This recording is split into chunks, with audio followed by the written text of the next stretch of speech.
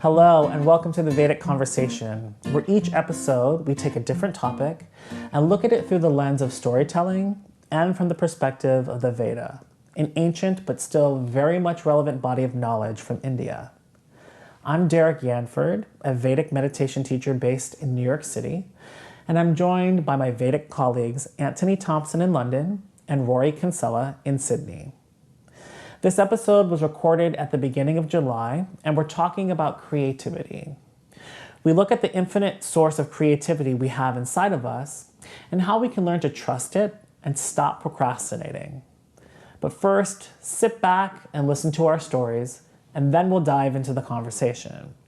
As always, don't forget to stick around until the end, where we'll offer a practical exercise on how you can apply this knowledge into your daily life. And please don't forget to subscribe to our channel. When I first got interested in meditation, it was during a big self-development phase I went through as part of what I call my early midlife crisis.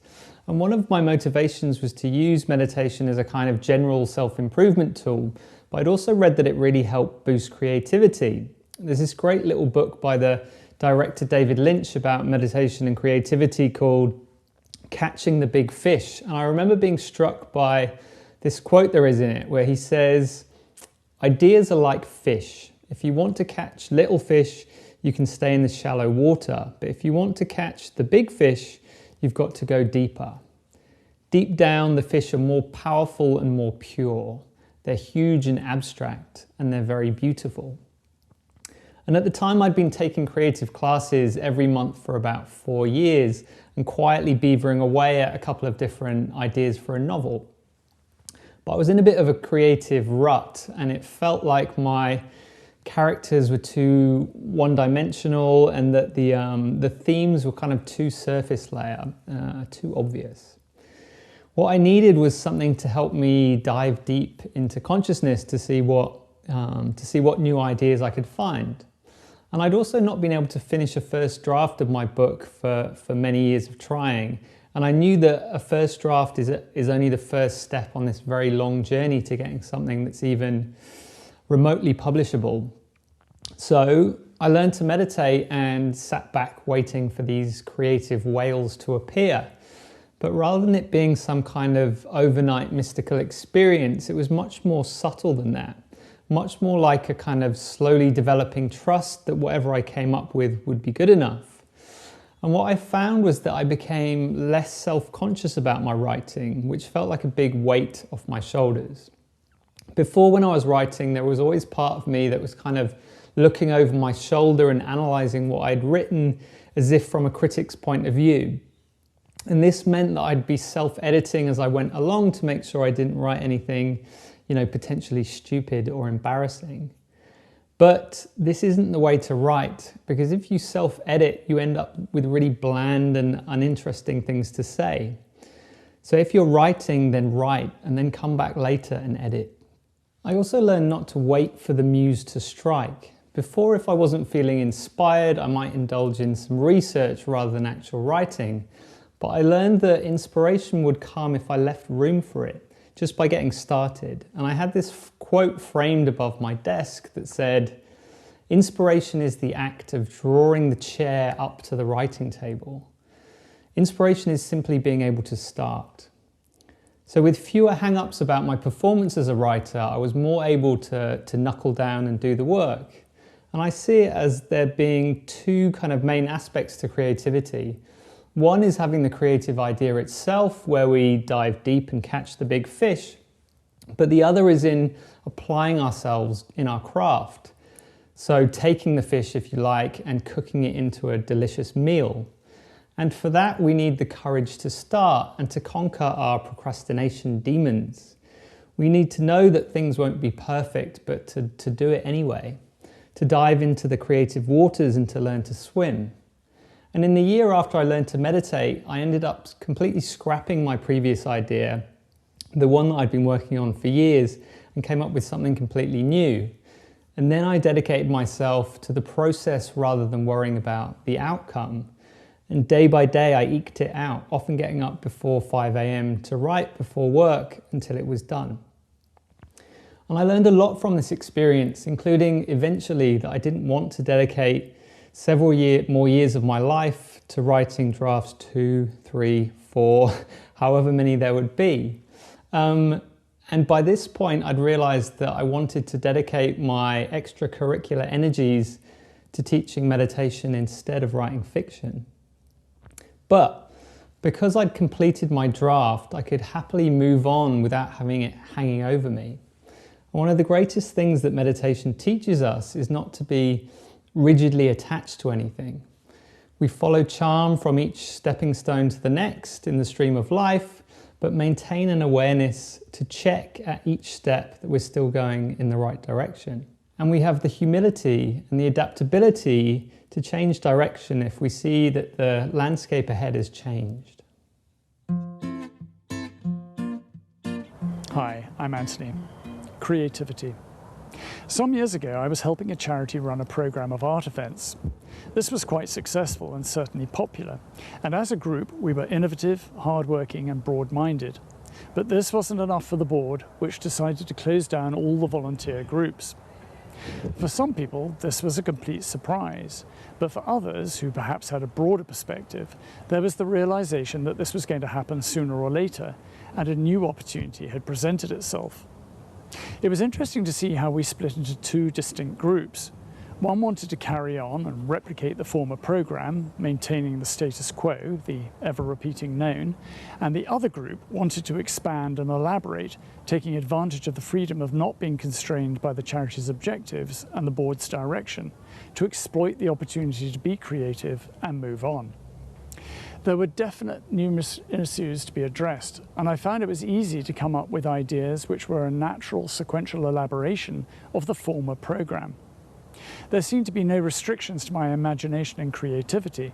It was as though a tap had been turned on and ideas flowed easily. Traditionally, we often think of creativity as being something to do with the arts, that it's an expression of our spirit. Creativity is happening all the time. It's when an external stimulation meets the internal response that creative inspiration takes place, and we have a desire to act on that impulse.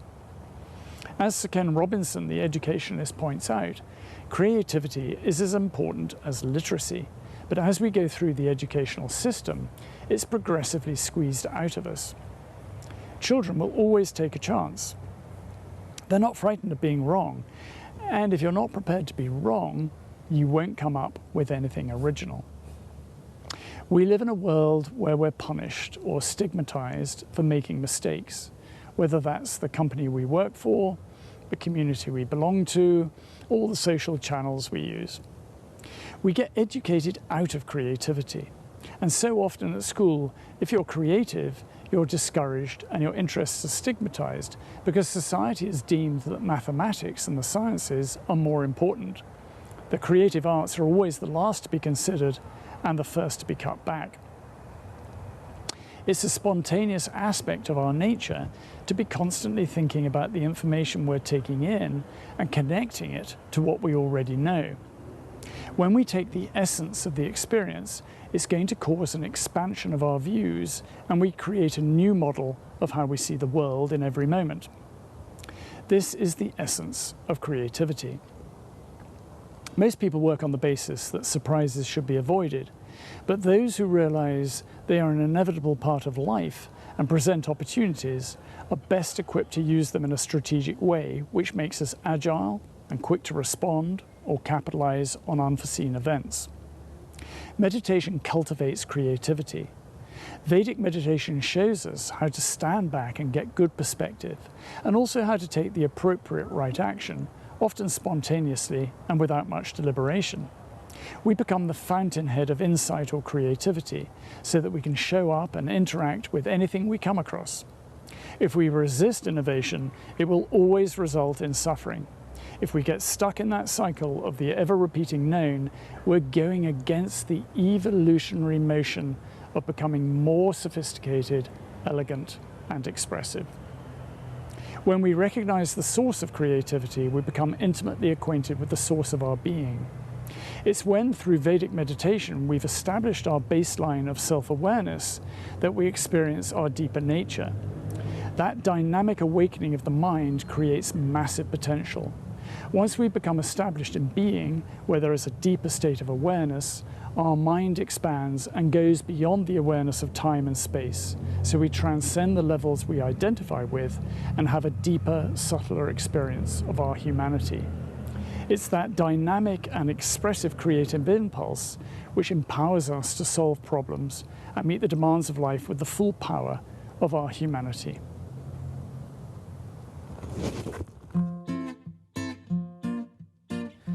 I love being an artist and a creative. I've always had a vivid imagination and daydreamed quite a bit as a kid. Music especially makes my mind run wild. I always pictured dancers moving, creating stage pictures along with motifs and narratives. It's absolutely delightful. But creativity can be a funny thing. Sometimes you can have a total burst of creative energy, and other times you can feel completely blocked and uninspired. And I have definitely found myself at both ends of the spectrum.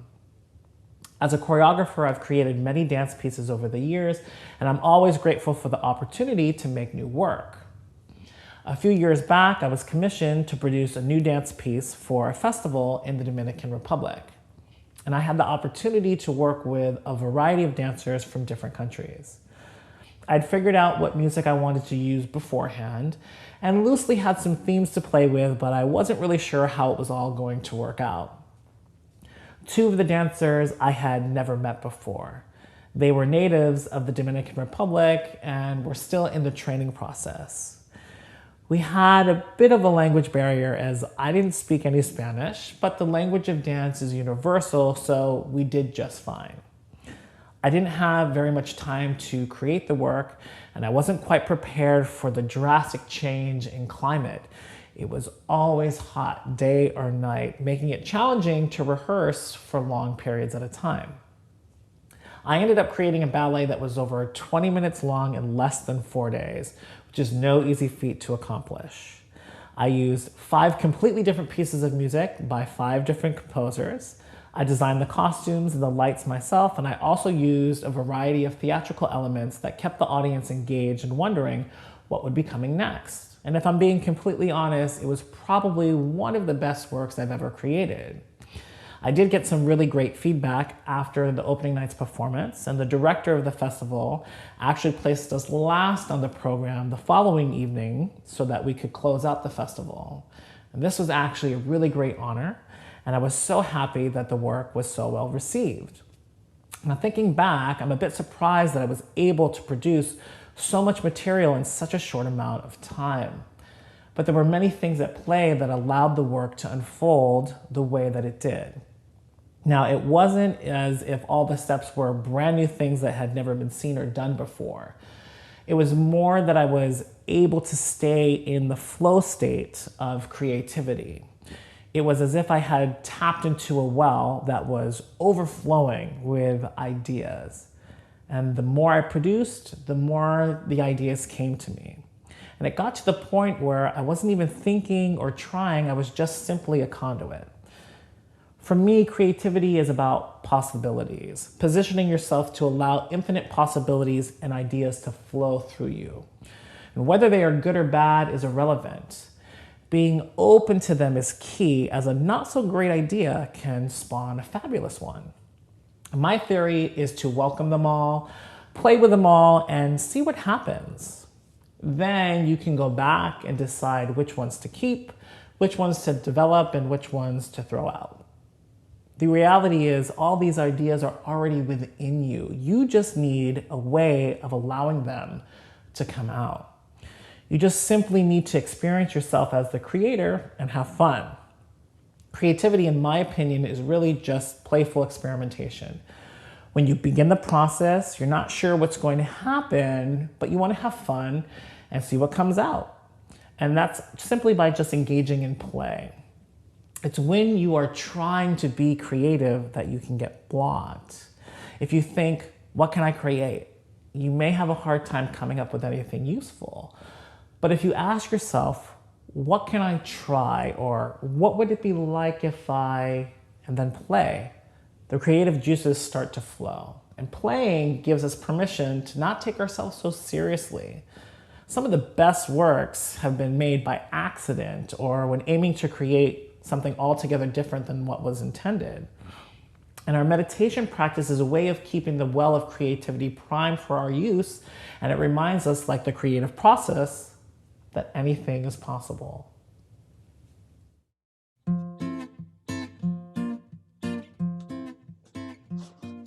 So, Derrick, I really enjoyed your story of the Dominican Republic, and I guess I love the idea that kind of the time constraint really helped you, because you kind of have to be in flow for that. You've got that deadline, so you have to produce something great. Yeah, I mean, I was also very excited to be presenting at this festival. And I also, two of the dancers I had never met before. So there was a lot of limitation piled on top, which when I think about it was a blessing, kind of like you said, because when you're forced to work within a certain construct, hopefully the best parts of you come to the surface. And I didn't have a lot of time. And the most nerve-wracking part of it was the lighting design, because I had only 20 minutes. The lighting designer that I was working with only spoke Spanish. I didn't have my glasses, and we were all the way in the back of the house. There were a number of props, and the stage was set up completely differently than the way it would have been when my dancers would be performing. And I had to figure out, I had to guesstimate times for cues when like lights would come up and when they would fade out and I did it without the dancers being there. And I just really was like, you know what? I think this is going to be good. Try this. And it literally all came together the opening night on performance, and it worked just kind of like everything else. And it's interesting because I was reading or listening to Derrick Siver's new book called Your Music, Your People. And he talks about this idea of when you're given limitation is when all this creativity comes out. Like if you're asked to just compose a song and you're told go, there's so many options, you're not exactly sure where to start. But if you're limited to, you can only use these instruments, the song can only be this long, you can only use these many notes, then within that structure, you go, okay, what can happen inside of that? So sometimes it's great to be limited, like I was. Yeah, I think that was an interesting theme that you, Rory, also brought out, which is just pull the chair up to the table and get on with it.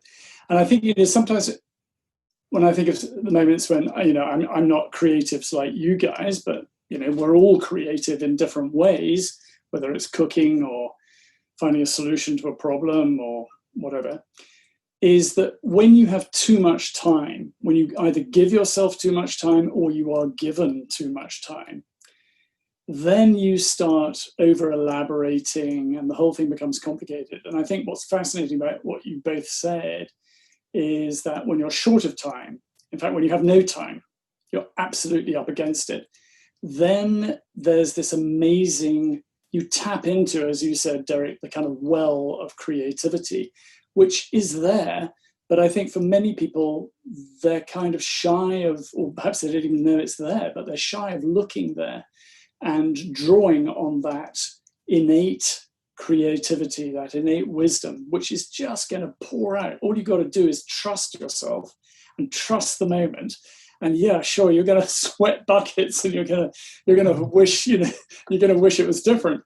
But that's when the exciting things happen. And I come across a lot of artists who, painters and sculptors who take a slightly different approach. But when they're in the zone, it's just all flowing. It's flowing. They forget to eat. They forget to go to sleep. It's just going until there comes a natural break. And when you talk to them, what was happening, what was going on in your mind. Now, for some of them, they like music. There may be a particular piece of music or style of music.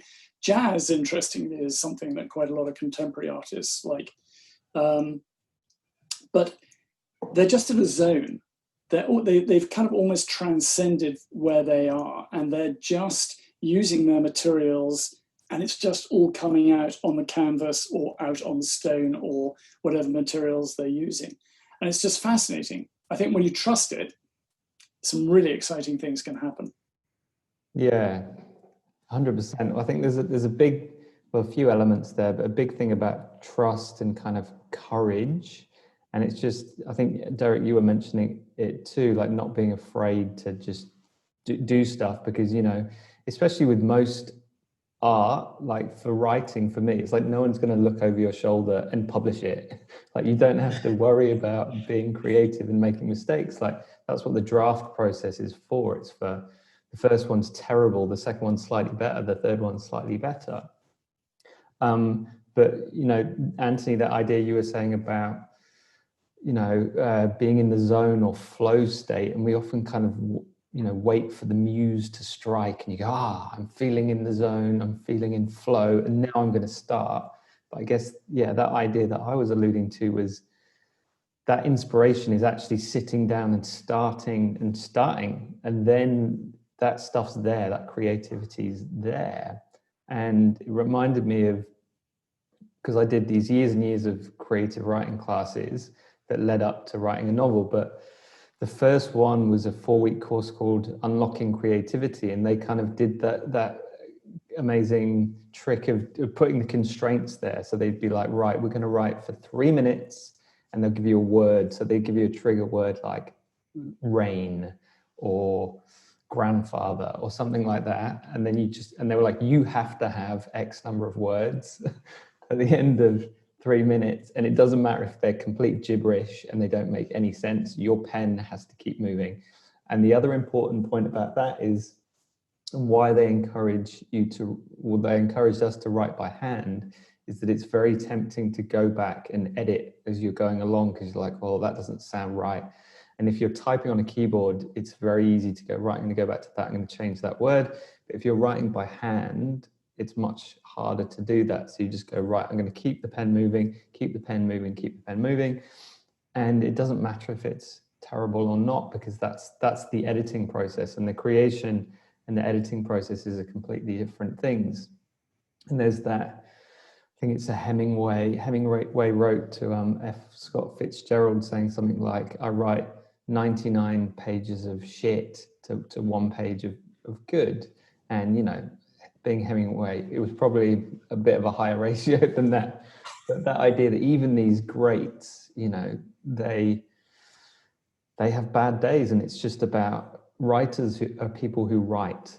That's it. And it's about your dedication to that craft and doing it day in, day out, which is just your application of time and getting rid of that inner critic so that you can just get stuff out there. And I think what meditation helped for me was helping to silence that inner critic which stops you. And it does it in creativity where it's really obvious when you've got that blocker there, but it does it in kind of the rest of life as well. You're not having that person going, oh, should you do that? Should you say that? Should you go there? It just, that dampens down. I think creativity is just one of the more obvious expressions of how that works for us as meditators. I don't often watch too much television or reality TV shows, but I've stumbled across like Iron Chef and some of the cooking shows where there's a particular ingredient that they have to use or some kind of limitation in the cuisine. And to watch what these chefs come up with, especially when the reveal is made moments before they have to start, and then they only have 60 minutes or whatever it is, and to watch them, sometimes it's like 4 dishes or something that they have to come up with, and the ingredient was milk or something like that. And it's like, these people are artists and, highly skilled. If you can in that short amount of time come up with all of these ideas off the cuff. But also what's interesting to watch, and I think this kind of ties back to what Anthony was talking about, when, you know, being creative in a situation, trying to find a solution, because if they're in the process of something or the dish starts to fall apart, there's no going back. You have to figure out, okay, from here, how can I be creative and how to keep moving forward? Because this plan that I had, can't do it now, and I don't have time to start over. So I felt like when I was listening to Anthony's story too, I was thinking, yeah, creativity also in the sense of problem solving. How do I get myself out of this mess, you know, and being clever about that, especially when, you know, you have maybe a limited amount of time to do this, or it's got to happen very, very quickly. Things are completely different. So I think, you know, creative thinking or creative solutions, I was glad to hear that part of it too, because it made me think about, I haven't found myself, or I haven't thought about being creative in those kinds of situations. It's always been more of an artistic endeavor, but definitely that, you know, that's creativity at its finest.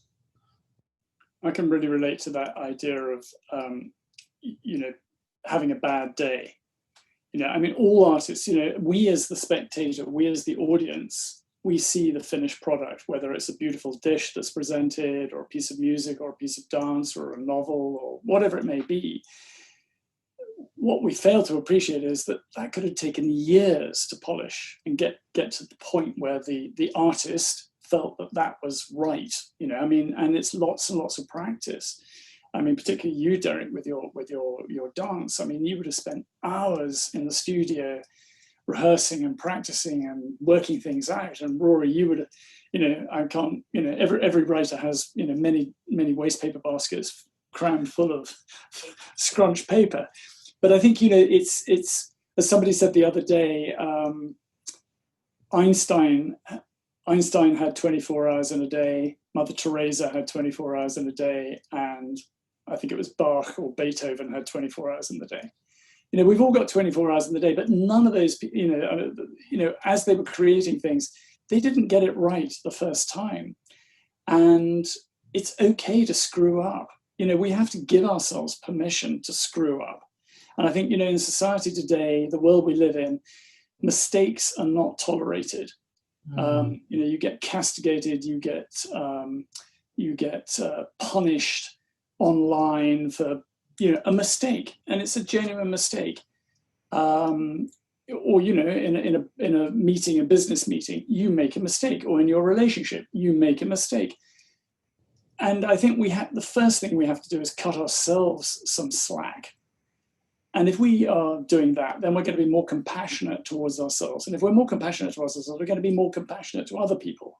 And we're going to cut them some slack. And instead of always looking for the negative, always looking for the cock-ups, always looking for the screw-ups, it's looking for the things that work. Because there are more things that work than don't work. And the more we can emphasize that, and the more we can fertilize that and give it the nutrition and the oxygen, you know, there are going to be some wonderful things. There are so many amazing things going on, but we just always hear about the negative side. We always hear about the screw-ups, and that's okay, but it'd be lovely to emphasize the good things. And every day, we're all creative. I mean, even when you get up and you decide what you want to wear, there's a certain creative moment there.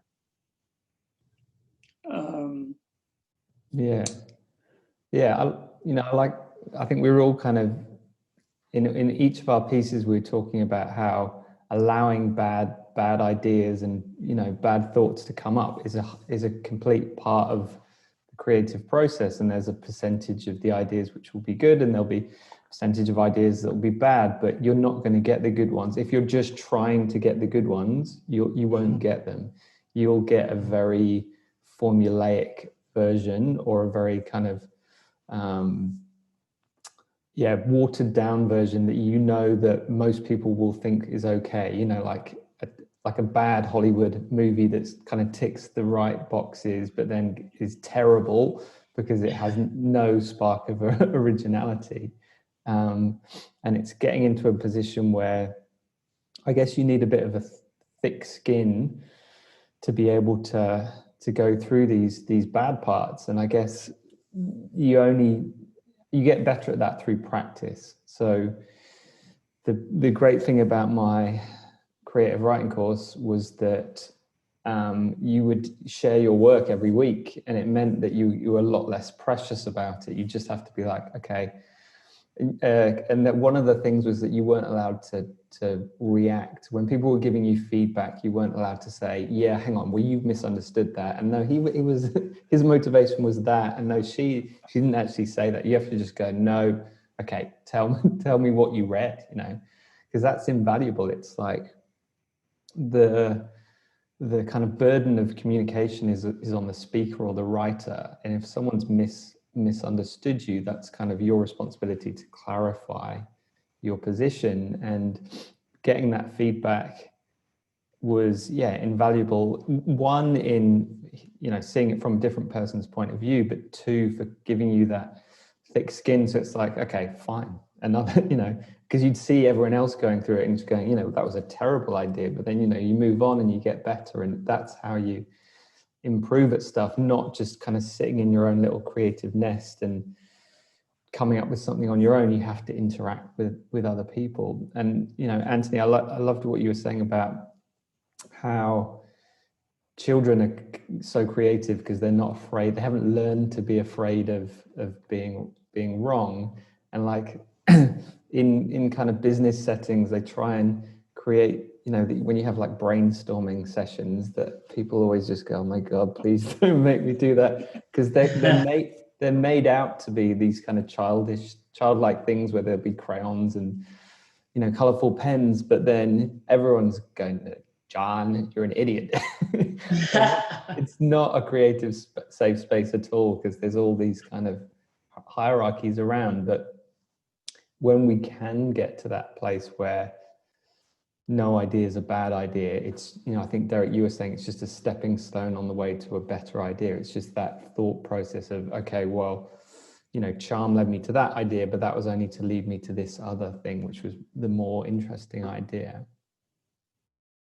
Well, what I thought was interesting in your story, Rory, too, is that how your wanting to be creative was one of the motivations about wanting to learn meditation. And I think everybody would like to be more creative. But I like how you kind of phrase it, that it wasn't like, okay, I'm meditating now, and now I'm a genius. Now I'm a creative genius. And I think a lot of people would say when they're meditating, an idea comes to them, right? Whether it's rather creative but it's largely unexpected. It's always been there, but now you've positioned yourself for it to come through. But the interesting thing, like all the other effects that meditation have, is that they're subtle, like you had mentioned before too. And I don't think, to some extent, I know that I'm more creative than I was before meditation. But again, it's so subtle, I don't necessarily recognize it and go, wow, I'm so much more creative. I just know, like in meditation, once I start, those things will start to appear. They'll come up. I don't have to try so much. And so I think it's interesting, when people say, oh yeah, I want to be more creative, so I'll meditate. I think they have the same expectation that you had. Okay, it's all going to change. I'm now going to be, this brilliant thing. And you will become more creative, but just in a more subtle fashion, just like everything else. And then it's when you look back and you go, oh, right. It used to take me a lot longer. I remember one time I was working with a dancer, and I'd worked with her for a few years, and she was pretty quick. She picked up the material quick. There was this one time I choreographed an entire solo for her in less than 45 minutes. It was crazy. I don't even think the music I had really listened to before. I just put it on, got inspired, threw things out. She picked it up, and because we had blocked off maybe 3 hours of time, we were done in 45 minutes. And I think I hadn't realized that I had the ability to do that until it happened. It just kind of shows up that way, just like all the other benefits of meditation does. So it's interesting how, all these amazing things are happening, but in that subtle way that meditation does. It's beautiful. I think it's a really beautiful point, Derrick, because when you're in the flow, when that subtle creativity is there, when you're collaborating with other people, you're kind of giving off an energy which they're going to be picking up on. And it all just becomes quicker and easier and smoother, and there's less friction. And, I think creative collaboration is much, much easier. I've certainly noticed that as a meditator when I observe other colleagues trying to kind of make something happen. I mean, just look at the collaboration we're having. We've never met. We're in, spread out all over the world, but it's just easy. It's effortless, because, and this is creative. We've created this. We sat down, we had some ideas, we threw them around, and there was an energy there and a subtlety, which I personally found incredibly charming, absolutely delightful, and effortless. It's just effortless. Yeah. And that's the thing, creativity is around us all the time. We're so much more creative than we think we are. But I think go ahead. I think it's what really helps is having that structure. Like for this series, we have a structure and you kind of go through the rules. And it was the same with writing for me, like, and most art forms, there's a kind of structure. So in storytelling, there's a clear structure of, you have a beginning, a middle, and an end. And you have, in classic storytelling, you have a hero's journey, and they have like a dark night of the soul, and they have an opponent who challenges them, and they need a question that they're trying to find something out, or they're trying to answer a question. And the more you so when I first kind of read about that and how, there's a theory that there's only 7 plots, like rags to riches and overcoming the monster, blah, blah, blah. And you think, oh no, it can't be that simple. But then if you look at it, most stories fit into it in some way, and you can break it. It can be like half overcoming the monster and half something else, or it can be riches to rags, or it can be a combination of them. But these kind of elements, they're so baked into our psyches, and kind of, stories throughout the ages have had them, that once you accept that, okay, it's not just me and my writing, it's like people understand these concepts and these archetypes, then you can start using them. It's like, once, I guess, so part of that is learning your craft. So learning your craft of Derrick, all those, you would have learned all those moves that fit into from different styles of dance, and then you take them and blend them together and all that. And it's the same, I guess, similar with meditation, where there's that process of learning and then carrying it out, and not trying to go, you hear about people who go, oh, I've just made up my own meditation technique. And you're like, okay, well, good luck with that.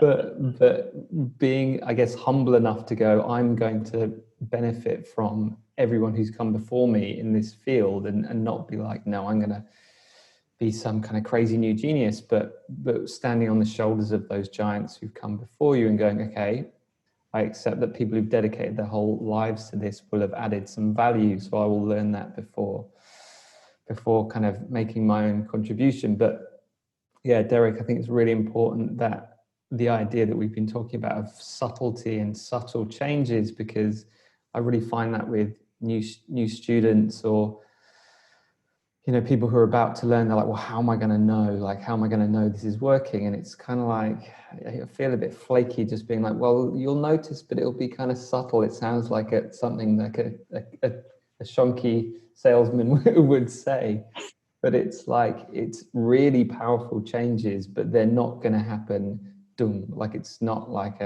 hitting a switch, but in the course of a few months or a year, you will see those differences, and it's kind of, you'll see them in different areas of your life, but it's not that experiment where it's like Derrick with meditation, Derrick without meditation. So, that's something that I guess we have to inspire people, that they will find those changes on their own without that kind of scientific proof. What's interesting about all of that too is creativity in comparison to originality. Like if there are only 7 plots, and as a dancer, as a choreographer, we're taught everything's been done before. It's already been done. You're not going to create anything that hasn't been done. But again, what the creative part about that is the way in which you present the idea, the theme, or the work. Just like Romeo and Juliet, right? One of the greatest stories that there is. West Side Story is the same story.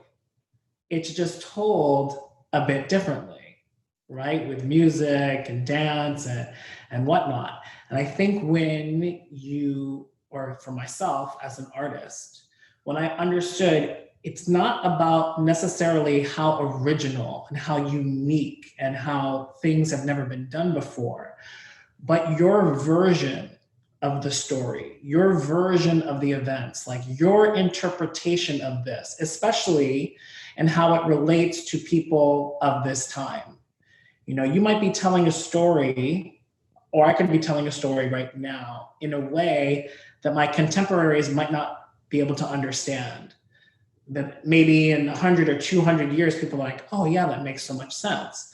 So there's something also about your ability to relay whatever it is that you're trying to communicate with people who will understand, or some nuance, or helps them think about it or see the same idea in a brand new way. Not that the work is like a story that's never been told before. And that's also part of the creative process and what creativity is about. And it was interesting as I was thinking about what story I wanted to tell, I was like, yeah, did I create all original steps in my dance? Like, no, of course not. No, it wasn't that, come watch a dance that nobody's ever done before.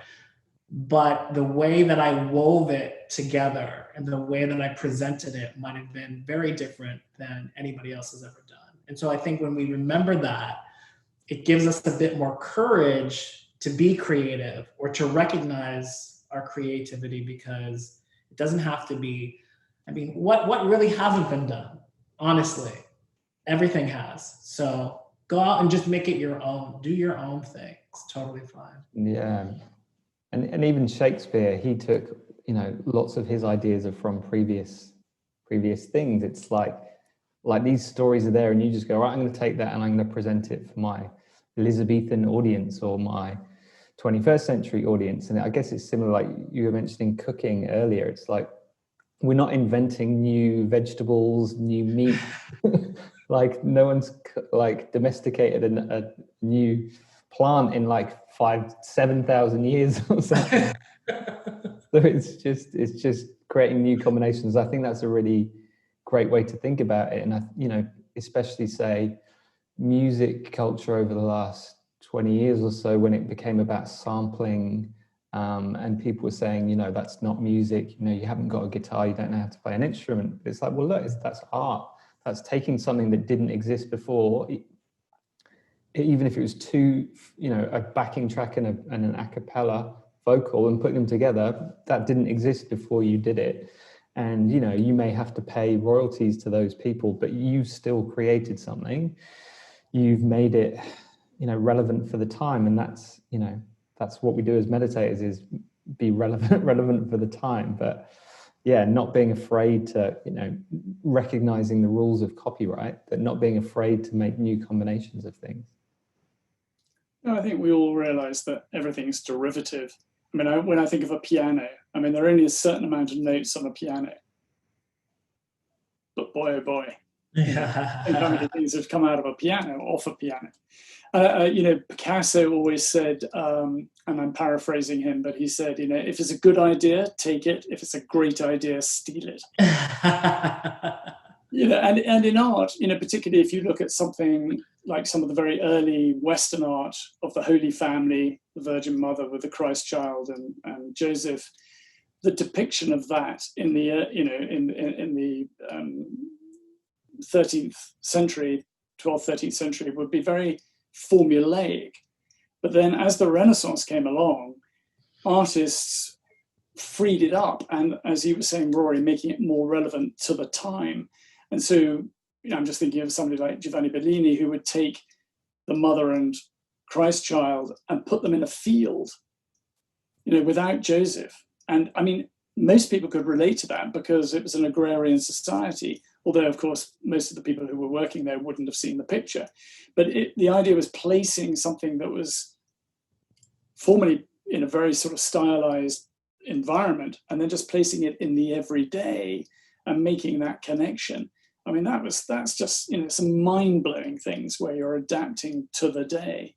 And Rory, when you were talking about music and sampling and taking a bit of this and that, I mean, again, in the contemporary art field, you see many artists who've been accused of appropriation. If you take somebody like Jeff Koons, who takes a balloon dog and makes it into a monumental piece made out of steel or aluminium.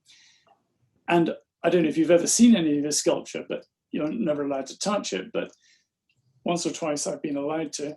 And it's amazing because you think, oh, that must be rubber. Look at the indentation, and you touch it and it's metal.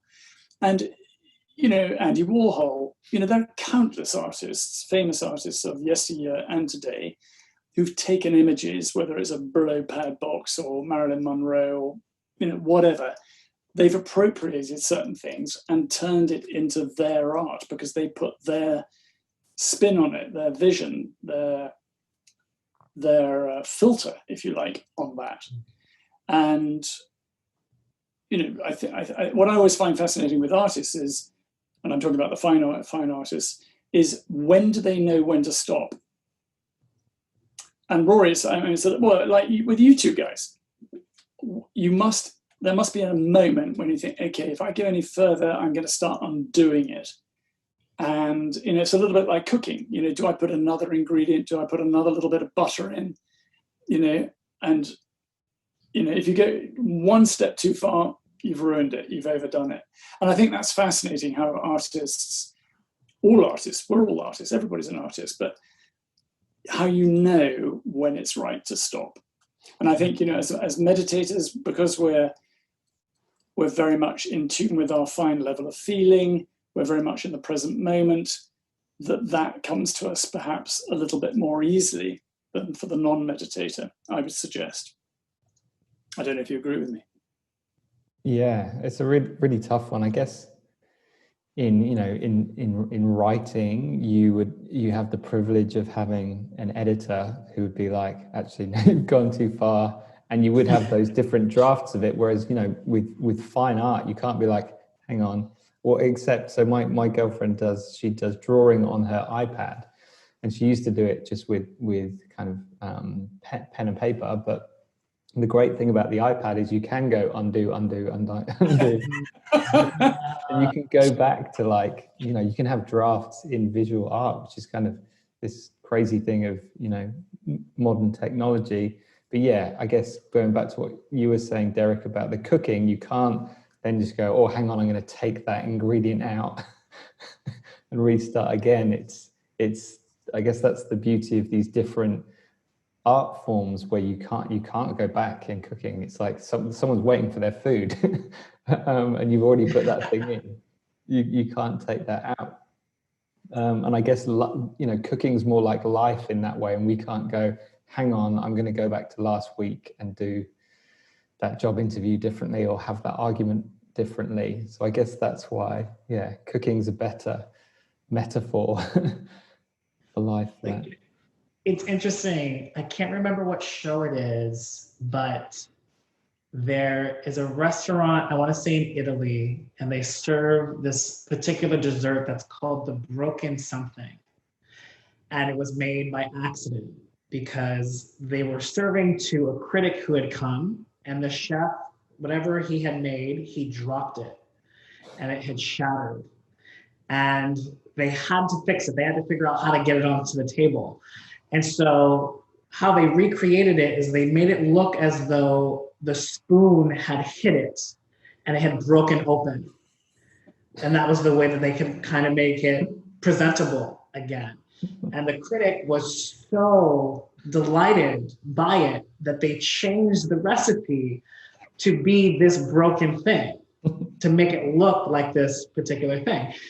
And what I think is, I'm getting goosebumps when I'm talking about it, because it's like live theater, or when you're seeing live music or dance or acting, you know, we always talk about once you do something, it's done. You cannot take it back. So if you're early, you can't do something and then go, take it back and then do it again. It's done. You know, so we usually err on being, you know, late over being early. But that's the thing with life. You know, you have to be creative in your life because you can't take it back. Once you've done something, you can say, oh, I didn't mean to say that, but it's out there. You know what I mean? Where other artistic forms of expression like film, where you have an editor and you can make it as perfect as you want. It's a very different medium, you know what I mean? Where you can watch something maybe over and over again. But, you know, when we're talking about live art, live theater, or just your life, you know, you are in creation of it at every moment. And I think if people remember that a little bit more, you know, like Anthony, like you were saying, what are you going to wear in the morning when you get up? Which way are you going to take to go to work? What are the words you're going to say when you meet this person? This is your life in creation at every moment. We don't really think of it that way. But meditation, again, I think allows us to be a bit more poetic with whatever it is that we choose to engage in. And now, hopefully, after this conversation, people will have the ability to look back and go, oh yeah, I did make that happen. I did create this. I am the creator. And if you really want to, you know, go for a trip for a little bit, if you look around any room that you're in and you imagine almost everything that you're looking at was a thought in someone's head before. And that's how everything got here. We are creation machines. One of the reasons I believe that we're here on the planet is to create. How many different things can we create? And I love now, you know, from traveling or seeing different groups of people, how each society creates their own solution to different problems. We're all solving the same, you know, with food again. This is the only food that you have available in your environment. What are you going to make with it? What are you going to do with it? It's always dark here in this part of the world, or it's always hot. How are you going to overcome X, Y, and Z? And so if you stop and think for a little bit, all that's happening is creativity all the time. You know, we don't have to produce a particular thing to be creative. We can just take a moment and go, my life is creation at its finest. Yeah. And that I love that idea of, you know, living your life creatively. And I think as a non-meditator, or before I was a meditator, it was a lot easier for me to stick in the same ruts of behavior. Like for me, it was like drinking. I would just do my drinking on the weekend, and that was all I did. And it's easy to kind of stick in those formulaic ways of behaving. But then when we meditate, we kind of have more access to a wider repertoire of behaviors, and we're not as, you know, because you know, our synapses in our brain are firing more. If you look at the brain scan, there's more going on. It means that we can say, oh, hang on, I normally have that for breakfast. I'm going to change what I have for breakfast. Or I normally react that way when someone calls me an idiot. And now I'm going to, react differently.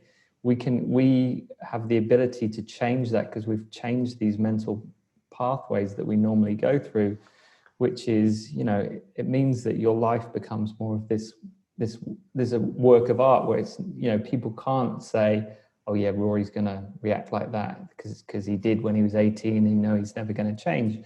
We can kind of change because we're aligning ourselves with creativity. And if we talk about the wider Vedic idea that creativity is one of these three forces that controls evolution. So we have the creative aspect, we have the maintenance aspect, and the destructive aspect. And it's easy to kind of want to hold on to the things that are working, but you need that creativity to kind of move forward. But then the other side of that is you need the destructive element, and you need to remove those things which aren't working anymore, which I guess is, with the writing, it's that's the scrumpled up paper in the bin. You've got to be okay to do that. You've got to be okay to scrap things when you can see they're not working anymore. And for me, with my book, like I'd spent 4 years on this one book idea, and then I kind of realized that it wasn't going to work. That was what I needed to get the skills to then do my second attempt. And it was being okay with going, right, I'm going to let that all go, that 4 years of work and probably 1 million words, all the scribblings and all that, and be okay to let that go, because that's a stepping stone to the next thing. And it's, this idea that there's three elements, and we can't just be creative either. If you're just creative, then you're one of those people that just goes, I've started this painting today, and I've started this opera today, and and then you don't do anything. So it's that balance of creativity, but then being able to actually get stuff done.